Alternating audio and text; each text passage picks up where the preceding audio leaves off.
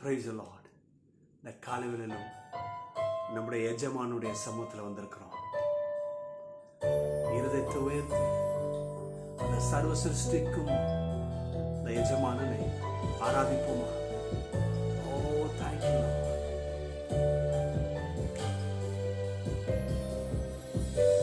சர்வ சிருஷ்டிக்கும் எஜமான நீரே, சர்வ சிருஷ்டியை காப்பவன் நீரே, எங்கள் இதயத்தில் உம்மை போற்றிடுவோம், என்றென்றும் பகிர்ந்து தொழுவோம்.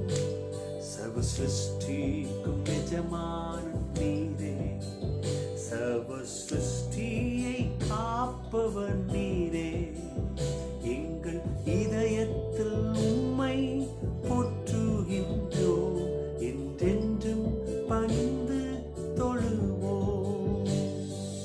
ஆஹா லேலுயா, ஆஹா லேலுயா, ஆஹா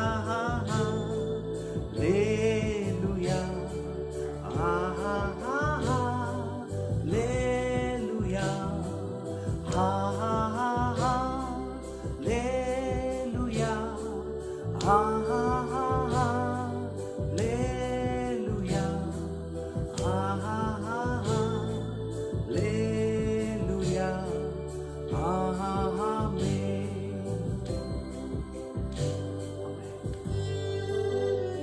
கர்த்தர் சதாகாலம் நடத்துவார். அவரை நம்பினவர்களை ஒரு நாளும் கைவிட மாட்டார். எல்லாரும் இருதயத்தை உயர்த்தி சர்வ வல்லவரை ஆராதி. வழி பிறக்கும் வானம் பூமி ஒளிந்து போனாலும் உன் வார்த்தை என்றும் மாறாதே, இவ்வாழ்க்கை அழிந்து மறைந்து போம், விசுவாசி என்றென்றும் நிலைப்பான். வானம் பூமி ஒளிந்து போனாலும் உம் வார்த்தை என்றும் மாறாதே, இவ்வாழ்க்கை அழிந்து மறைந்து போம், விசுவாசி என்றென்றும் நிலைப்பானமே. ஆஹா லேலுயா, ஆஹா லேலுயா, ஆஹா லேலுயா, ஆஹா லேலுயா, ஆஹா லேலுயா, ஆஹா லேலுயா, ஆஹா லேலுயா, ஆமென். வானம் பூமி ஒளிந்து போகலாம், ஆனால் கர்த்தருடைய வார்த்தை ஒரு நாளும் மாறாது, குறையாது. உங்களை குறித்தும் உங்க குடும்பத்தை குறித்தும் உங்களுடைய வாழ்க்கை குறித்து கர்த்தர் எந்த வாக்கு தத்தங்களை கொடுத்தாலும் அதை இன்றைக்கு நம்புங்க. சொல்லுங்க, அப்பா நீங்க சொன்னது உண்மை, அது என் மேல பழிக்கும், என் சந்ததி மேல பழிக்கும், எனக்கு சுகம் உண்டாகும், என் சூழ்நிலை மாறும். வாயத்திறந்து சொல்றீங்களா? அந்த வார்த்தையை நம்புகிறேன். நீர் சொன்ன உங்களுடைய வார்த்தையை நம்புகிறேன். இப்ப இருக்கிற சூழ்நிலையை நான் பார்க்க மாட்டேன். எது வேணாலும் ஒளிஞ்சு போலாம், உங்க வார்த்தை ஒழியாது. ஆமே. எல்லாரும் இன்னைக்கு வாயை திறந்து மனதார சொல்லுங்க, ஆண்டவரே ஒரு வார்த்தை மாறாது, ஒழியாது, அதை நம்புறேன்.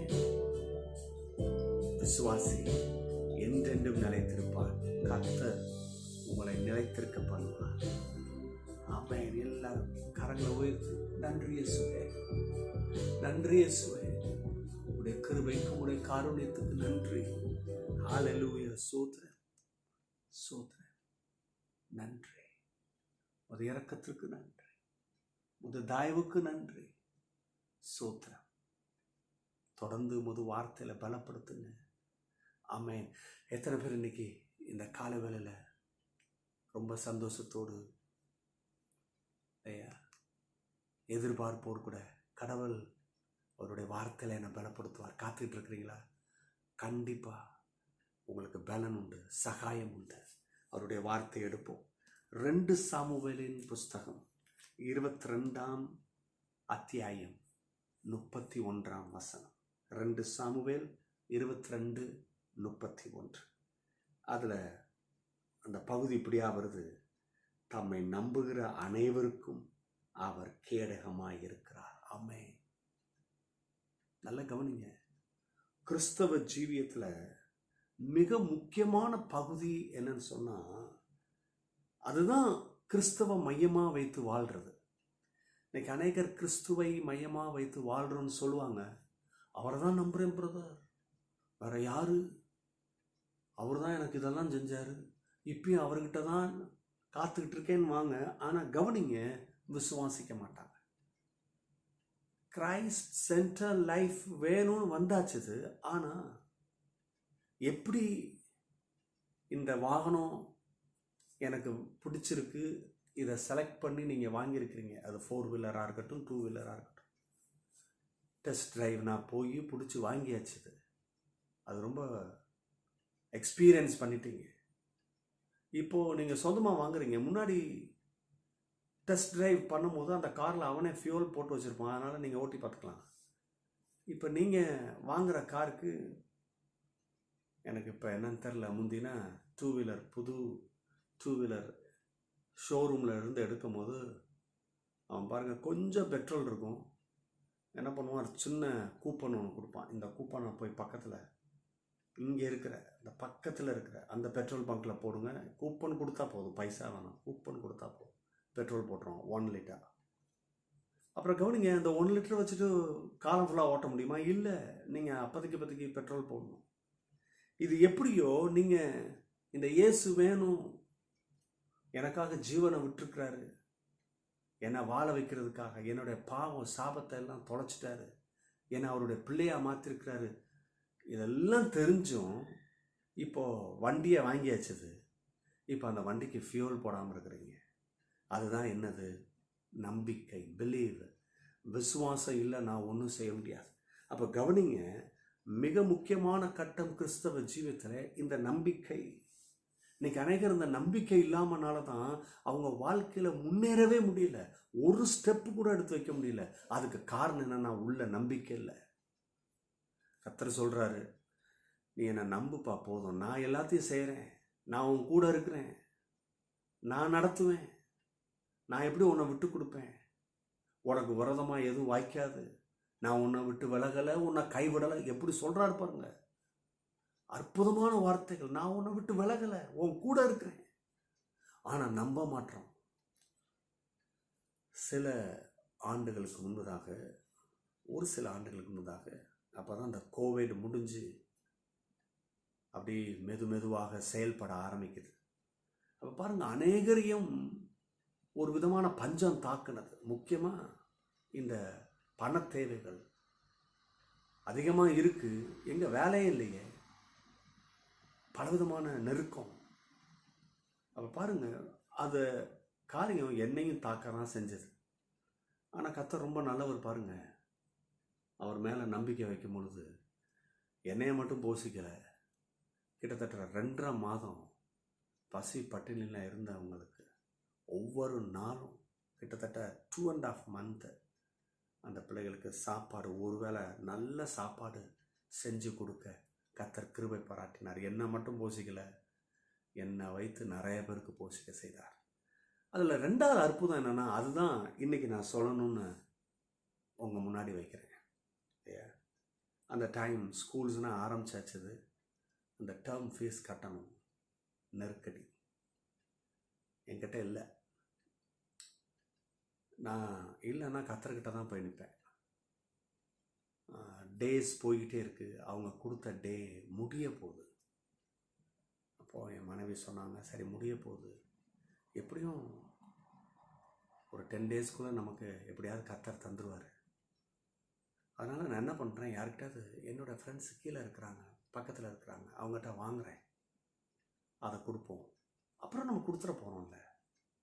ஆனால் என் காதில் சத்தம் கேட்குது, என்ன நம்புறியா, என்ன விசுவாசிக்கிறியா? நான் சொன்னேன், இல்லை வேணாம், கர்த்தர் தேவைகளை பார்த்துக்குவார் அப்படின்னு. அப்போ கவனிங்க, கரெக்டாக லாஸ்ட் டேட். அப்போ என்ன பண்ணேன்,